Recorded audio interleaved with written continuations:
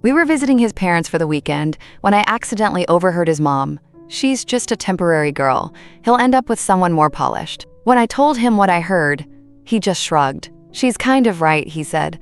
I'd never felt smaller. I didn't cry. I packed my bag in silence. Months later, I was drinking wine with his ex-girlfriends when he walked into the bar, broken in all the ways he thought I'd be. I wish I could say I found out he didn't really love me because of some explosive betrayal. Like, I caught him in bed with someone else, or found a secret second phone filled with cheating receipts. But no. My story unraveled because of a sentence, 10 words, whispered in a kitchen I never belonged in. "She's just a temporary girl. He'll end up with someone more polished." It was his mom, and he didn't even flinch when I told him. Just shrugged, like she had a point. And that broke me in a way I didn't even know I could break. Let me rewind. His name is Tyler. We met at a trivia night 3 years ago. He didn't know a single answer, but he bought me a drink after I single-handedly carried our team to second place. I remember the way he looked at me that night like I was the girl, the only one in the room. I felt chosen, special, seen. Fast forward, and we were living together, sharing an Amazon Prime account. He knew how I liked my coffee. I knew which drawer he kept his childhood baseball cards in, and that he only slept in mismatched socks because it kept the dreams interesting. We had our rhythm, our inside jokes, our Friday night pasta ritual. It felt real, solid. So when he invited me to spend a long weekend at his parents' house in Charleston, I thought, maybe this was the next step. Maybe we were moving towards something permanent. Spoiler alert, I was so wrong. The first night was fine. His mom, Diane, gave me one of those half hugs and an obligatory compliment about my dress. "That's a bold color on you." Bold. Not flattering. Not cute. Just bold. I ignored it. I'm used to moms who need warming up. His dad, Mark, was kind, quiet, but asked about my job and even remembered I worked in interior design. We had grilled salmon, and Tyler squeezed my knee under the table like a reassurance. "You're doing great." But by day 2, the energy shifted. Diane kept calling me by the wrong name, Maya, which isn't even remotely close to Mara, and suggested 3 separate times that I should consider law school if I wanted to build a real future. I was already gritting my teeth, trying to be polite, trying to not make it awkward for Tyler. But then came that morning. I woke up early to get a glass of water. The house was quiet. I passed the kitchen and heard voices, Diane and her sister, I think. She's sweet, but let's be honest, she's just a temporary girl. Tyler will settle down with someone more polished when he's ready. And then laughter, soft, knowing, like they weren't talking about a real person. Like I wasn't sleeping 10 feet away. I backed up so quietly, I don't even think they heard me breathe. My hands were shaking. I clutched that glass of water like it was the only thing tethering me to the earth. Tyler was still asleep when I slipped back into bed. I stared at the ceiling, replaying it over and over in my head. Temporary girl. Not even a real name. Just a placeholder. I told myself maybe I misheard. Maybe they were talking about someone else. Maybe I was being paranoid.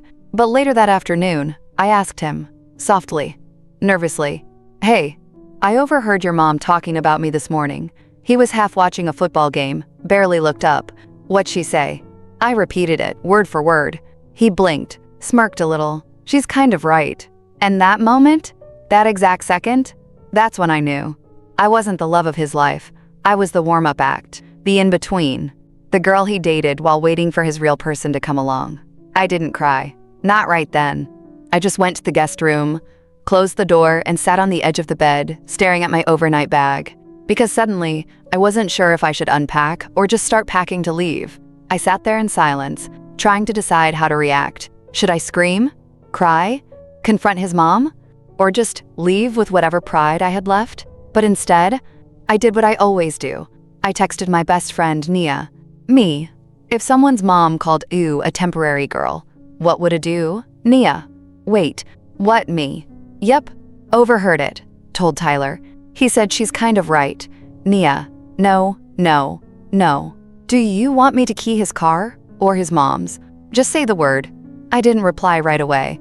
My thumbs hovered over the keyboard, but my brain was fog.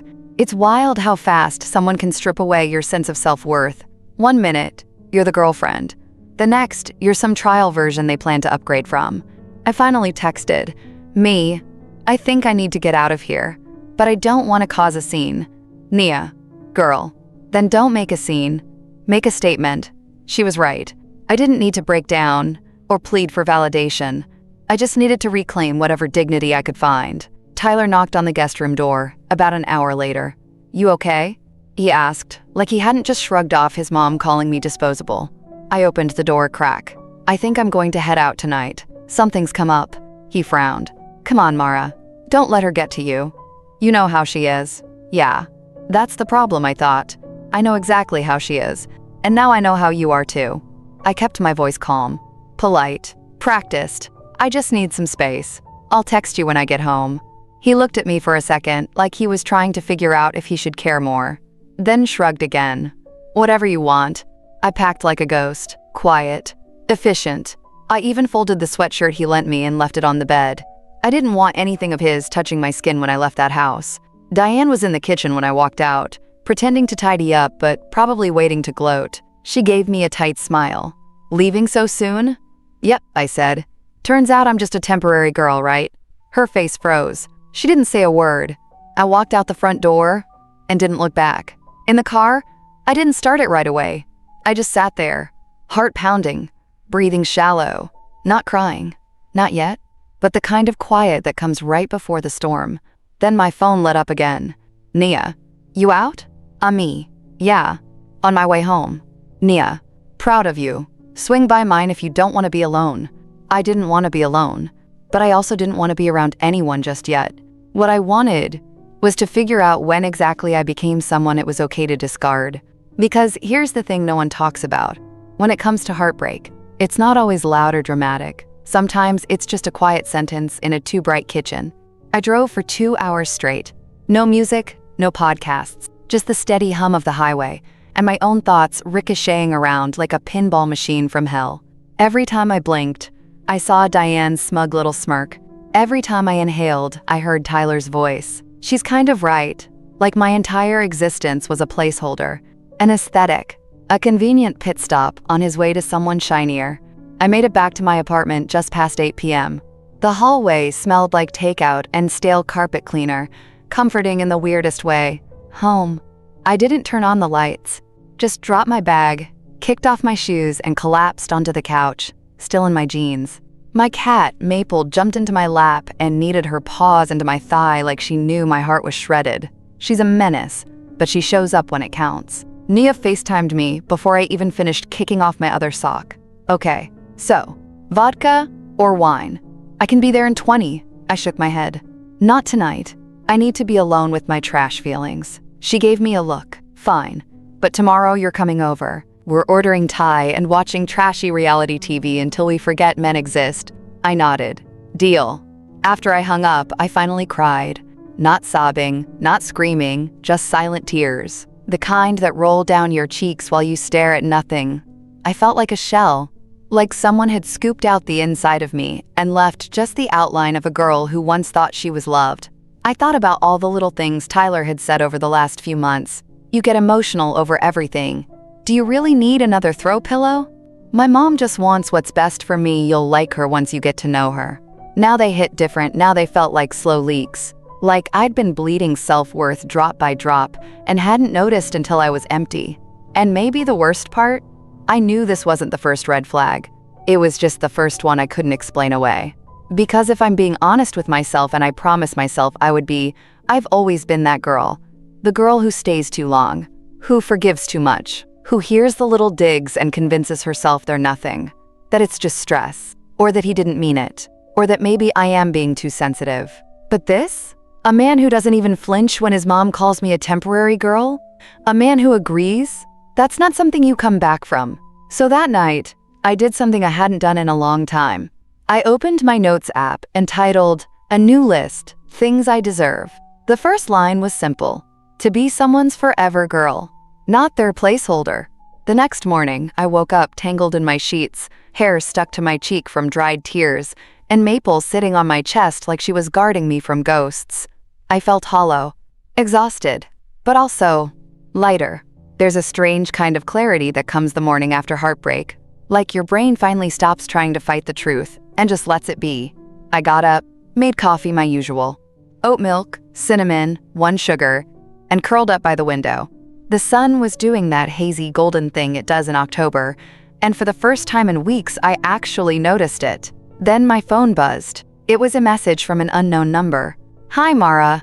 Not sure if I should be texting you, but I felt like I had to say something. I'm Kelly, Tyler's ex. His sister Kayla and I stayed in touch a little after we broke up.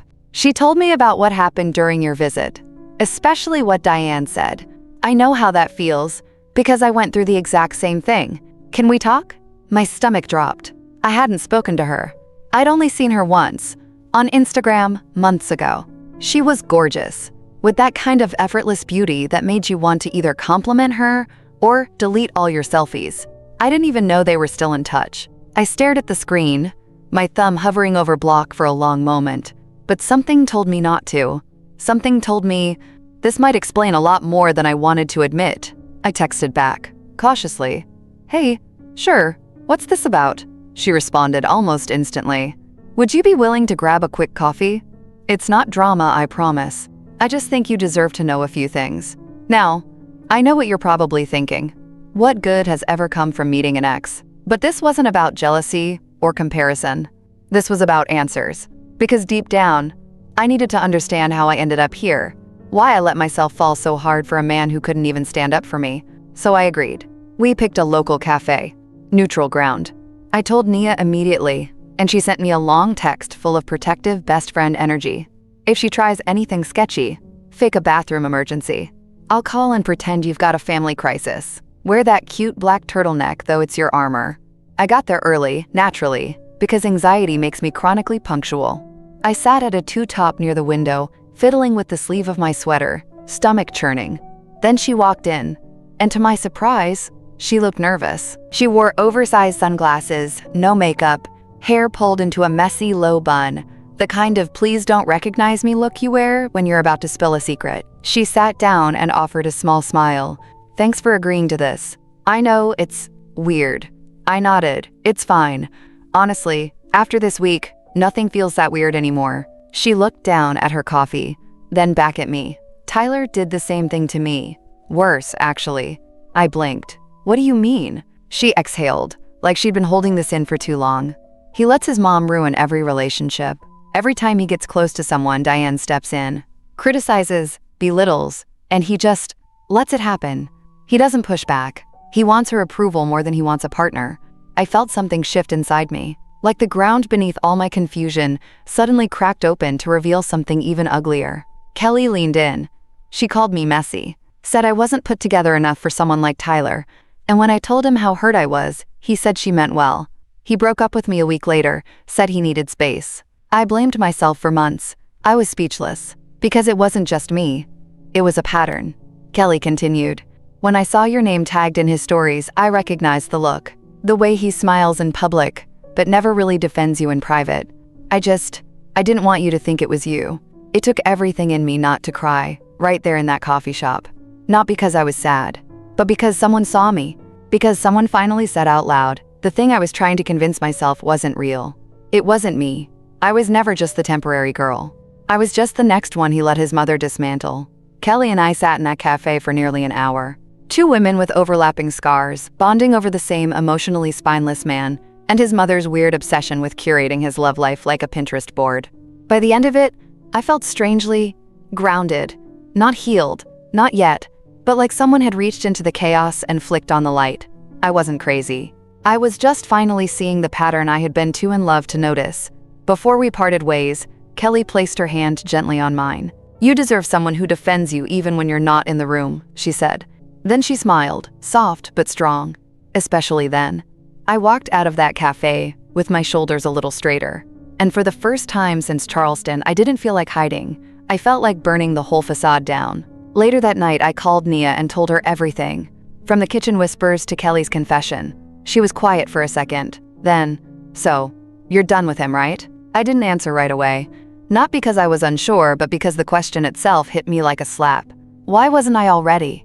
I had been conditioned to second-guess myself, to excuse, to rationalize, to explain away his cowardice. But now I was tired of shrinking, tired of being the cool girlfriend who swallowed hurt and laughed off insults disguised as jokes, so I said it out loud. For me, yeah, I'm done. And saying it Felt like reclaiming oxygen I didn't know I'd been holding in for years. The next morning, I woke up early, threw on a hoodie, and went straight to our shared apartment. Tyler wasn't home, probably at the gym, or avoiding his guilt, or more likely, still completely oblivious that he'd already lost me.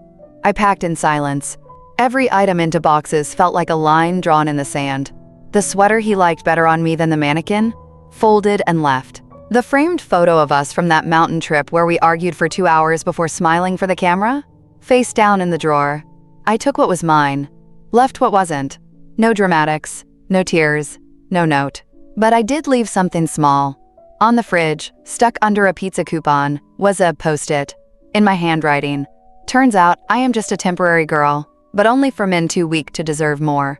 Then I locked the door behind me, blocked his number, unfollowed his mom, Venmo'd him half the rent, like the responsible temporary girl I am.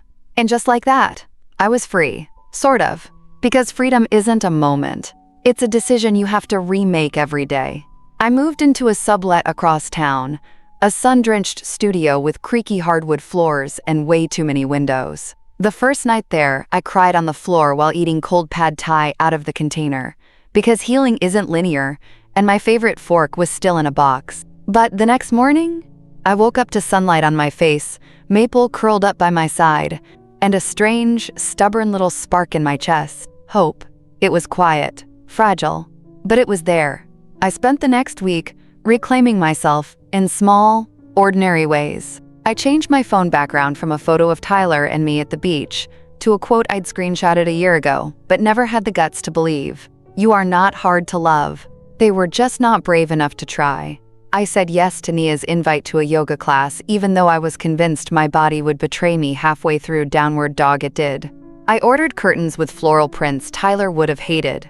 I posted a photo of me smiling, like really smiling for the first time, in what felt like forever, and captioned it, "Not healing to be chosen, healing to choose myself." I didn't expect much from that post. Maybe a few likes from my close friends, a comment from my cousin with too many heart emojis. What I didn't expect was to see a like from someone named Rachel P. Tyler's ex before Kelly. Curiosity got the better of me. I tapped her profile. Public. Artist. Brooklyn-based. Her bio read, "Once shattered, now sharp." There it was again. The thread. The pattern.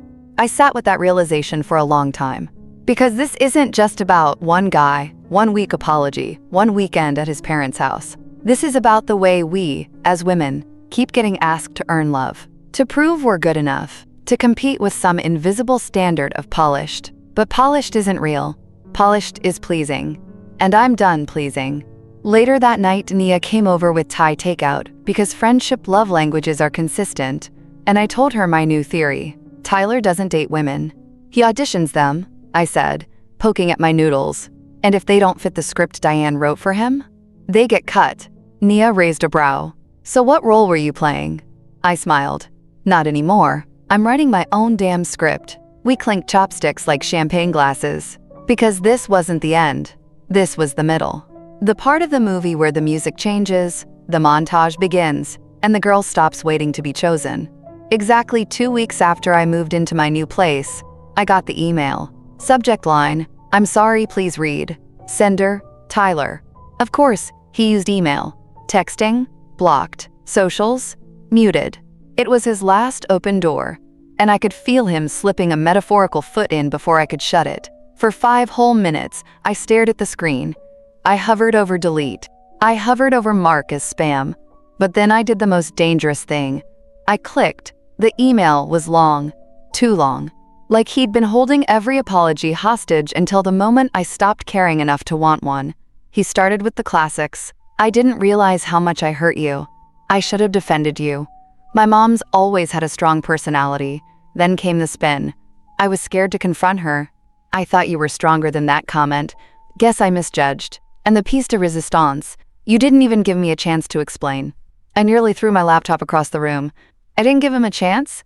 This man watched his mother reduce me to a placeholder, and then co-signed it with a shrug. That was the explanation. And suddenly, I was mad. Not the teary, heartbreak kind of mad. The righteous kind. I didn't respond to the email, but I did write something that night. A poem. Just for me. It was messy. and angry and honest. And it ended with this line: "If loving me feels like a rebellion to you, then maybe you were never built for women like me." The next day, I printed it out and taped it to my bathroom mirror, right where Tyler's toothbrush used to sit. I looked at it while brushing my teeth, while putting on eyeliner, while practicing the new version of my smile that didn't include dimming myself for anyone. A few days later, Kelly messaged me again. "Hey, weird idea, would you want to grab dinner with Rachel and me? The three of us have more in common than we thought. It could be healing or hilarious. Either way, we deserve it." I stared at the message and actually laughed out loud. Me, Kelly, and Rachel freaking P. The exes of a man so emotionally fragile, he couldn't handle women with their own opinions and bank accounts. It sounded like the start of a group chat that could take down the patriarchy. I typed back, "Only if we drink wine, eat carbs, and toast to Diane's worst nightmare." We met at this little Italian place with mismatched candles and faded menus, one of those cozy hole-in-the-wall spots that feels like therapy with marinara sauce. I got there first. Nervous? A little.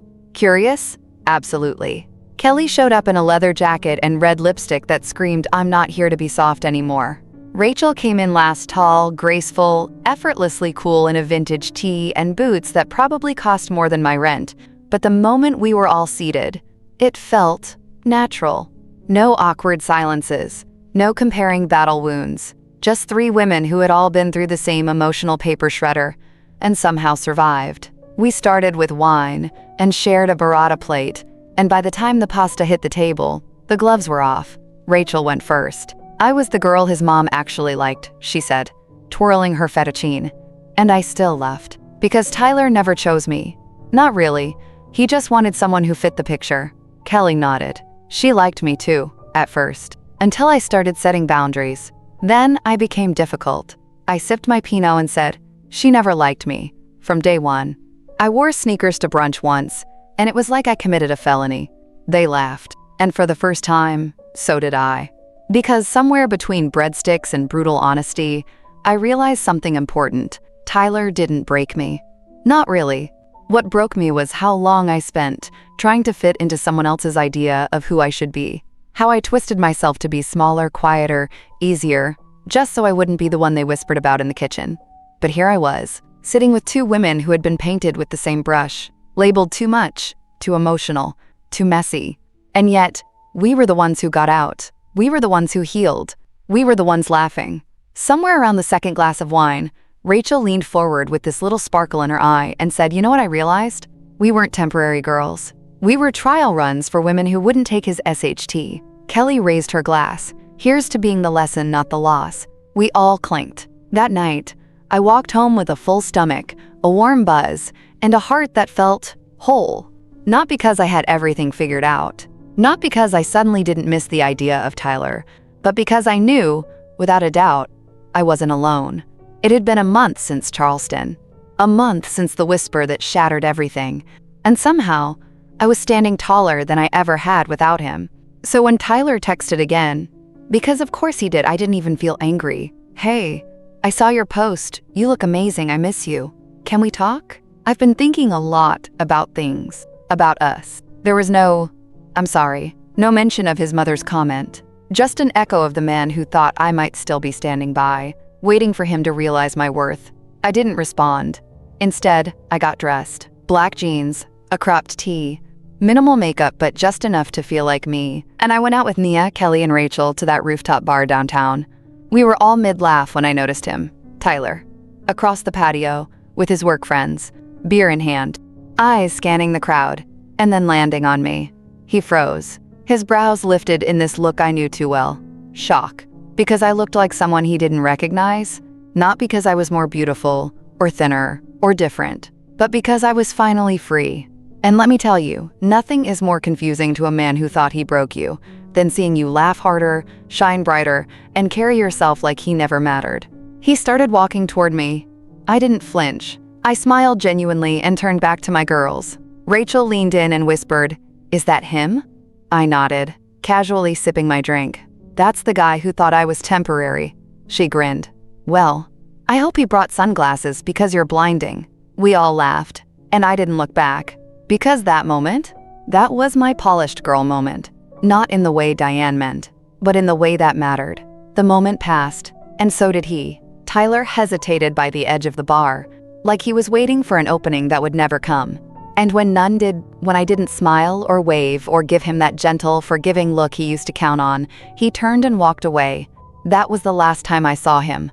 No dramatic final conversation. No full-circle monologue. Just a man watching the girl he lost and realizing she'd stopped orbiting him entirely. And me? I felt nothing but relief. It's wild how silence can be louder than closure. How not answering becomes its own kind of power. I didn't need to explain myself. I didn't owe him anything. That night, I walked home with a warmth in my chest I hadn't felt in a long time. Not love, not heartbreak, peace. The next week, I launched a small blog. Nothing huge, just a little corner of the internet called Temporary Girl. I wrote about what it felt like to be dismissed, to be overlooked, to be the not quite enough in someone else's story. And then, I wrote about the strength it takes to leave anyway, to not wait for them to come around. To rewrite yourself as the main character, even after someone else tried to make you the subplot. People started reading it, sharing it, commenting things like, "I thought it was just me. You put into words what I couldn't." This made me cry, and then stand up straighter. It was healing not just for me, but for the us I hadn't realized was out there. The women who'd been told they were temporary, placeholders, almosts. We were finding each other in the cracks of heartbreak and lighting each other up.